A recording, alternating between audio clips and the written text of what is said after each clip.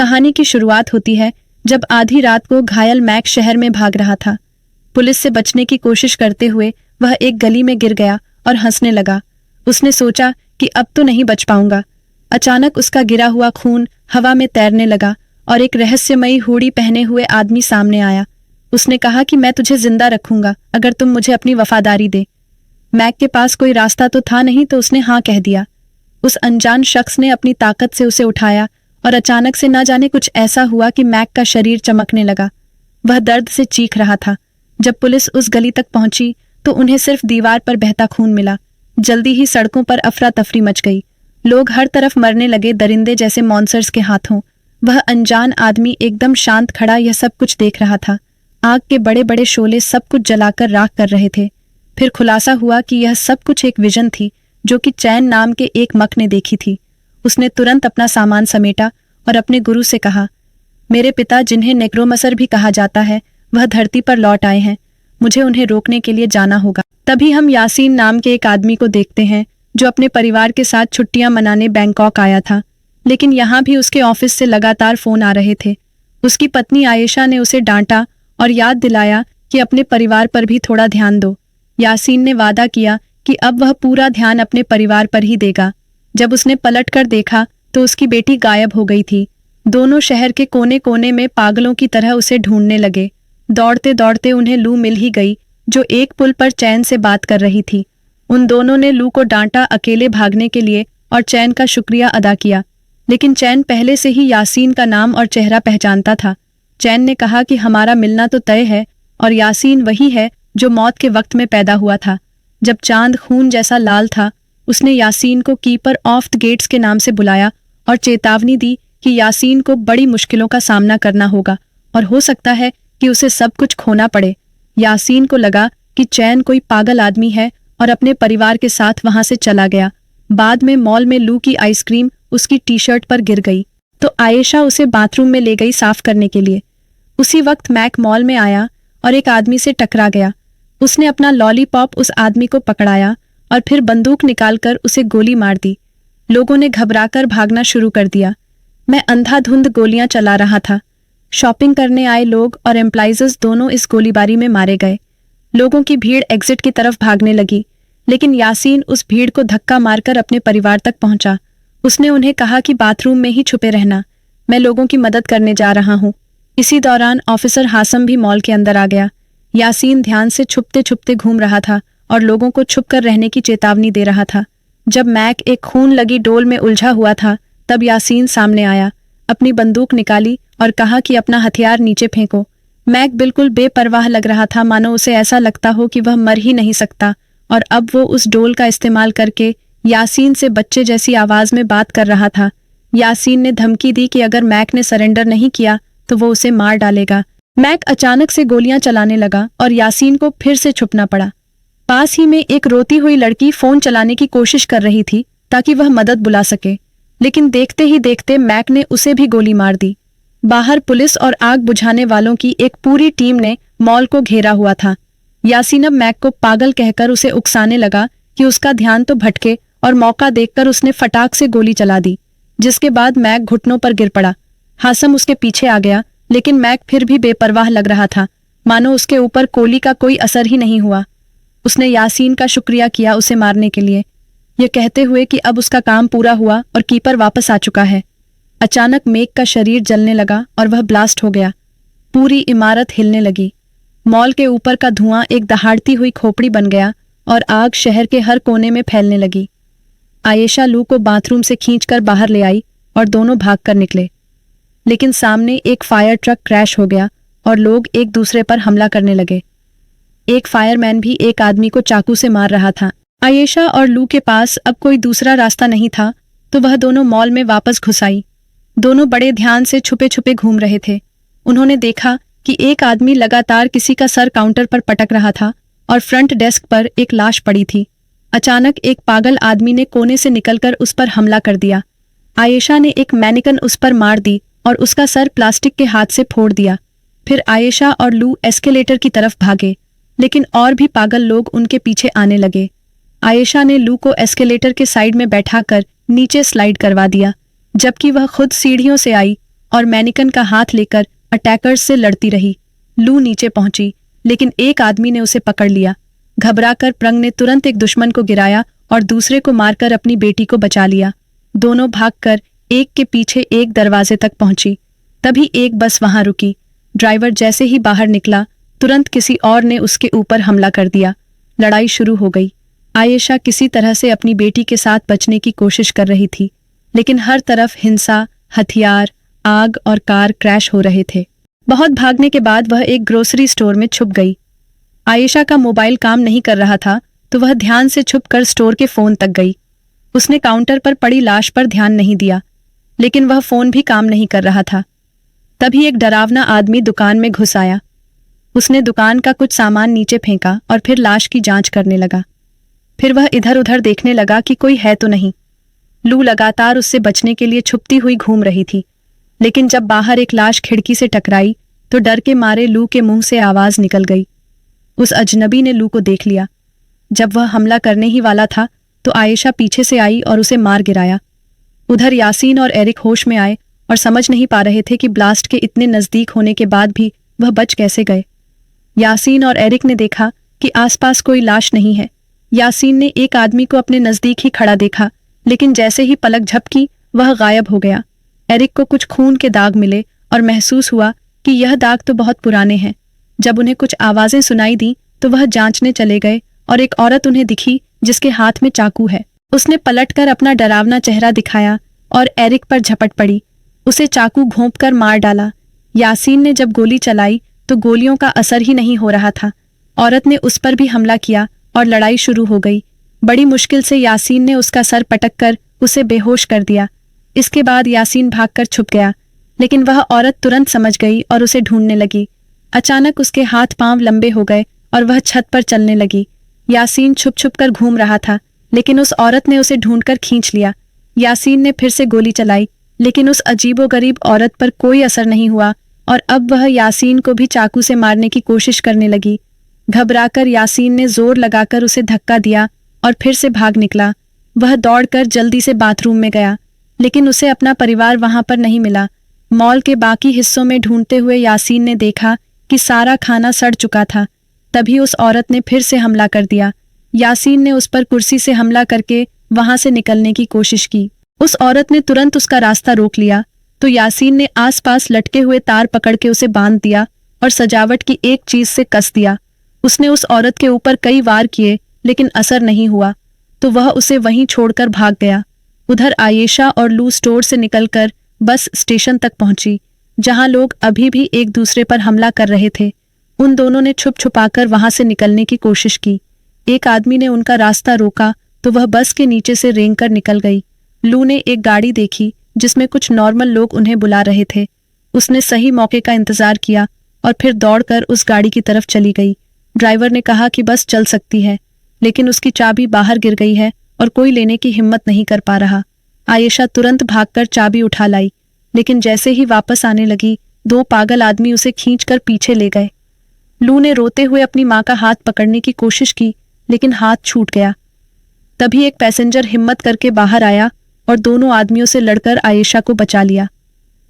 आयेशा अपनी बेटी के पास लौट आई और ड्राइवर को चाबी दी। आखिरकार बस तो चल पड़ी, लेकिन वह पैसेंजर उन पागल लोगों के हाथों मारा गया जिनसे उसने आयेशा को बचाया था। बस ज्यादा दूर नहीं जा पा रही थी, क्योंकि रास्ता छोड़ी हुई गाड़ियों से ब्लॉक हो रखा था। इसीलिए आयेशा और लू फिर से पैदल चलने लगे। कुछ देर बाद वह अपने होटल तक पहुंची, लेकिन वहां भी लाशें ही लाशें मिली। जब वह ऊपर गई तो देखा एक आदमी एक औरत से लड़ रहा है और फिर उनकी तरफ आने लगा। आयेशा ने एक ट्रॉली बैग को शील्ड की तरह इस्तेमाल करके उस हमलावर को धक्का देकर गिरा दिया। कॉरिडोर के अंत में उन्हें एक और आदमी नजर आया। आयेशा ने एक बोतल उठाई और उसके सर पर दे मारी। फिर वह और लू अपने कमरे तक पहुंचे और वहां अंदर घुसकर उन्होंने चैन की सांस ली। जब उन्होंने खिड़की से बाहर देखा तो पूरा शहर आग में जल रहा था। आयेशा कमरे का फोन ट्राई करने लगी, लेकिन वह भी काम नहीं कर रहा। मॉल में यासीन अकेला चल रहा था। उसने देखा कि सारी स्क्रीन्स खराब हो गई हैं। अचानक उसने देखा कि वह औरत जो बंधी हुई थी अभी भी जिंदा है और उसे ढूंढ रही है। वह एक खून के तूफान जैसे पोर्टल के पास गई और उसके अंदर से गुजर गई। यासीन ने उसके पीछे जाने का फैसला किया। इस अजीब पोर्टल ने उसे सीधा उस बस स्टेशन में गिरा दिया जो बिल्कुल खाली लग रहा था। यासीन ने ऊपर देखा तो एक बहुत बड़ा शैतान बिल्डिंग के ऊपर खड़ा होकर उसे देखकर हिल रहा था। वह क्रचर उसके पीछे पड़ गया और वह इतना ताकतवर था कि जिस बस पर कदम रखता वह टूट जाती। यासीन अपनी पूरी ताकत से शहर में भागने लगा और वह शैतान इमारतों को गिराता हुआ उसका पीछा कर रहा था। यासीन ने एक गाड़ी में घुसकर शैतान से बचने की कोशिश की। पीछे इमारतें गिर रही थीं, इसलिए वह वापस भी नहीं जा सकता था। अचानक एक दरवाजा खुला और चैन यासीन को खींचकर अपने मंदिर ले गया। चैन ने बताया कि तुम अभी एक दूसरी दुनिया में हो जिसे हिंड्रेंस कहा जाता है। यह जगह स्वर्ग और नर्क के बीच की है। यहाँ वह आत्माएं होती हैं जो अपना रास्ता भटक चुकी हैं। चैन ने यासीन को बताया कि तुम गेट कीपर हो। जब तुमने अपने हाथों से मैक को मारा तो एक खास रस्म पूरी हो गई। इस सब के पीछे मेरे पिता नेक्रोमसर का हाथ है। उसने ही मैक को वह शक्तियां दी और फिर जब गेट कीपर यानी तुमने उस पर हमला किया तो शर्त पूरी हो गई कि नर्क के दरवाजे तभी खुलेंगे जब गेट कीपर किसी आत्मा को खत्म करेगा। और अब डीमंस धरती पर लोगों के शरीर पर कब्जा करने लगे हैं। चैन ने उसे समझाया कि चलो तुमने गेट खोल दिया, लेकिन तुम्हारे पास इसे बंद करने की ताकत भी है। तुम गेट कीपर हो।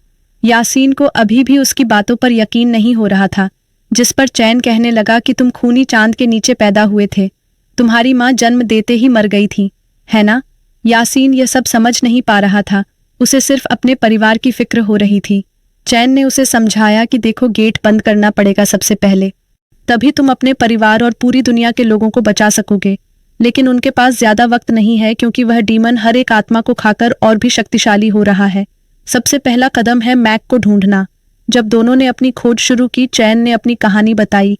उसका बाप नेक्रोमसर एक लालची मक था जिसने अपने गुरु के कुछ खुफिया स्क्रोल चुरा लिए। उसने ऐसा काला जादू किया कि वह अपने ही शरीर को खो बैठा, जिसके बाद बेचैन होकर नेक्रोमसर ने अपने ही बेटे के शरीर को पाने की कोशिश की। चैन को अपने वश में करने के लिए जादू किया, लेकिन मेरी माँ ने ऐसा होने नहीं दिया। इसके बाद मेरे पिता की आत्मा को इस दुनिया से निकाल दिया गया, लेकिन इस नाकाम कोशिश से मेरे दिमाग में उनका बहुत सारा ज्ञान आ गया। अब मैं आत्माओं की शक्ति को पाकर अलग अलग दुनिया के बीच में सफर कर सकता हूँ। उसकी बात को यासीन ने बीच में ही रोक दिया जब उसने देखा कि एक औरत छत पर है और एक डीवन उसे घेरे हुए था। चैन ने कहा कि हमें वक्त बर्बाद नहीं करना चाहिए, लेकिन यासीन फिर भी दौड़कर उस औरत की मदद करने गया। उसने एक लोहे का सरिया पकड़ा और छत की तरफ बढ़ा, जहां उसे बहुत सारे डीमंस दिख रहे थे। तेजी से वह उन्हें एक एक करके मारकर नीचे गिरा रहा था। फिर यासीन ने एक औरत को चेक किया और पहचाना कि यह तो मॉल में थी। वह औरत रो रही थी। जो कुछ हुआ उसे याद करते हुए वो पछता रही थी कि उसने अपने पति को धोखा दिया। यही वजह थी कि उसकी आत्मा अभी भी भटक रही है। तभी अचानक एक बड़ा सा डीमन पास आया और बिल्डिंग को तोड़ना शुरू कर दिया। यासीन ने उसे देखकर लड़की का हाथ पकड़ा और उसे खींचकर भागने लगा, लेकिन डीमन ने लड़की को पकड़ लिया और उसे खा गया। डीमन के चले जाने के बाद यासीन फिर से चैन से मिला। उसने चैन को बताया कि लड़की को खुद भी पता नहीं था कि वह मर चुकी है। यासीन को याद आया कि मॉल में जो धमाका हुआ था वह बहुत बड़ा था। अब उसे लग रहा था कि वह खुद भी मर चुका है और वह भी यह बात नहीं जानता। चैन ने बताया कि यह एकदम सच है। यह सुनकर यासीन टूट गया। अपने परिवार के बारे में सोचकर रोने लगा। चैन ने उसे समझाया कि वह एक खोई हुई आत्मा बन गया है, लेकिन अब भी सब कुछ खत्म नहीं हुआ। तुम खास हो, अभी भी धरती पर जा सकते हो एक कवच का इस्तेमाल करके। यासीन और चैन जब शहर पार कर रहे थे, उन्हें एक उड़ता हुआ राक्षस उनका पीछा करता हुआ दिखा। वो दोनों तुरंत एक बिल्डिंग के अंदर दौड़े, लेकिन वहां और भी ज्यादा राक्षस मौजूद थे। उनका पीछा कर रहा वह राक्षस भी उनके पीछे ही लैंड हुआ। जब राक्षसों ने हमला किया तो चैन ने अपनी मार्शल आर्ट्स की कला का इस्तेमाल करके उनका सामना किया।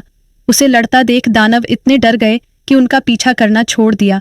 यासीन और चैन सीढ़ियां चढ़कर एक थिएटर में पहुंचे जो राक्षसों से भरा पड़ा था। वह दोनों जितना तेज भाग सकते थे उतना भागे ताकि स्क्रीन के सामने एक जगह तक पहुंच सके।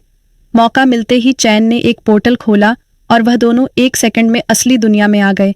यहाँ वह डीमंस बिना किसी का शरीर काबू किए पीछा नहीं कर सकते उनका। यासीन ने एक शीशे में देखा तो उसे पता चला कि वह एरिक के शरीर में घुसा हुआ है। खुद को किसी और के शरीर में देखना उसके लिए बहुत दर्दनाक था। चैन ने उसे अपनी एक पुरानी बंदूक दी जो खास तरह की गोलियों का इस्तेमाल करती है, और एक खास तरह का चाकू भी। ये दोनों ही हथियार मैक को मार सकते हैं। इसी दौरान मैक ने यासीन के शरीर को अपने वश में कर लिया था। वह इस शरीर का इस्तेमाल करके होटल के कमरे में आयशा के पास पहुंचा। आयशा और लू को यासीन की बहुत चिंता हो रही थी, लेकिन मैक को उनसे बात करना नहीं आ रहा था। वह सिर्फ मन में अपने असली रूप को घूर रहा था। लू उससे कई सवाल पूछ रही थी, तो मैक ने उसे मॉल में मिली जली हुई डॉल निकाल ली। अचानक कमरे का फोन बजने लगा और मैक ने खुशी से कॉल उठा लिया। साथ ही वह कुछ लिखने लगा। जब तक चैन और यासीन कमरे में आए, तब तक मैक और यासीन का परिवार दोनों गायब हो चुके थे। वहां पर सिर्फ वह डॉल थी। चैन को फोन के पास मैक का नोट मिला। तभी यासीन को लू की चीख सुनाई दी। वह मदद के लिए चिल्ला रही थी।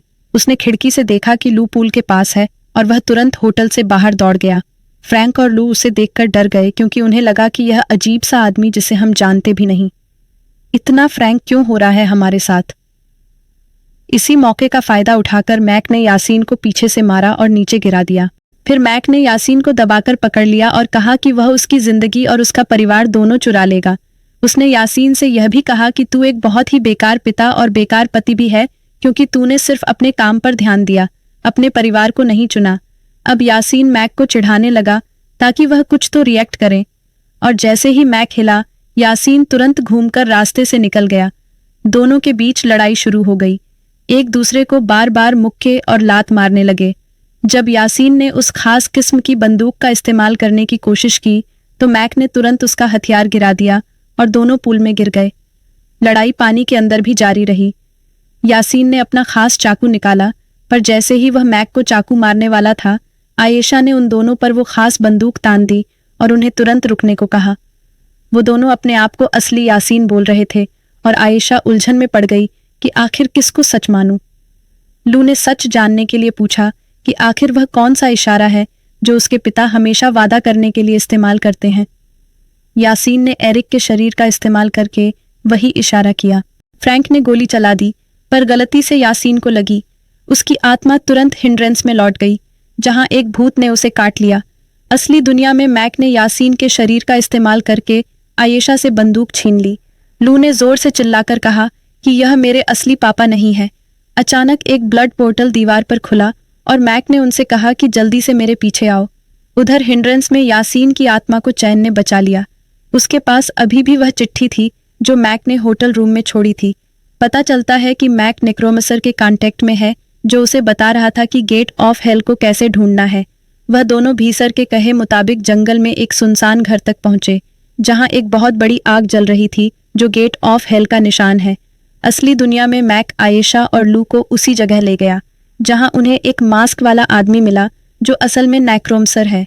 वो बड़ा राक्षस अभी भी वहीं है। यासीन और चैन छुपते छुपाते सही जगह तक पहुंचे और चैन ने एक नया पोर्टल खोला। नेक्रोमेंसर ने लू के शरीर को हवा में उड़ाकर उसे गेट के ऊपर लटका दिया। वो उसे मारने की तैयारी करने लगा ताकि उसका काला जादू पूरा हो जाए, पर उसी वक्त यासीन ने वहां आकर उसे रोक दिया। लड़ाई शुरू हुई और अचानक ही वहां मौजूद एक आदमी ने यासीन पर हमला कर दिया, लेकिन यासीन ने अपनी जबरदस्त लड़ने की कला का इस्तेमाल करके उस खास चाकू की मदद से सबको मार गिराया। मैक भी लड़ाई में आ गया और उस खास बंदूक से यासीन को मारने की कोशिश की, लेकिन यासीन ने किसी तरह बचकर उसका हथियार गिरा दिया। जब वह दोनों लड़ रहे थे तो आयशा छूट गई और उसे गिराकर बंदूक छीन ली। उसने नेक्रोमेंसर के हाथ पर गोली चला दी ताकि वह लू को उससे बचा सके, लेकिन वह दूसरा आदमी अचानक से उस पर टूट पड़ा और उसे गिरा दिया। आयशा ने जमीन पर पड़ा एक छुरा उठाकर एक को घोंप दिया और यासीन ने अपना चाकू दूसरे आदमी पर फेंका जो उसे पकड़ने आ रहा था। मैक भी छुरा लेकर यासीन पर लगातार वार करने लगा, लेकिन आयशा ने बंदूक यासीन की तरफ फेंकी और यासीन ने उसे पकड़कर तुरंत मैक पर गोली चला दी, जिसके बाद मैक की आत्मा तुरंत हिंड्रेंस में चली गई, जहां वह बड़ा राक्षस उसे तुरंत निगल गया। इसके बाद चैन नेक्रोमेंसर के सामने आकर उसका ध्यान भटकाने लगा ताकि यासीन पीछे से उस पर खास खंजर से हमला कर सके। मरने से पहले नेक्रोमेंसर ने बताया कि गेट को बंद करने का एक ही तरीका है, यासीन को उसके पार जाना होगा।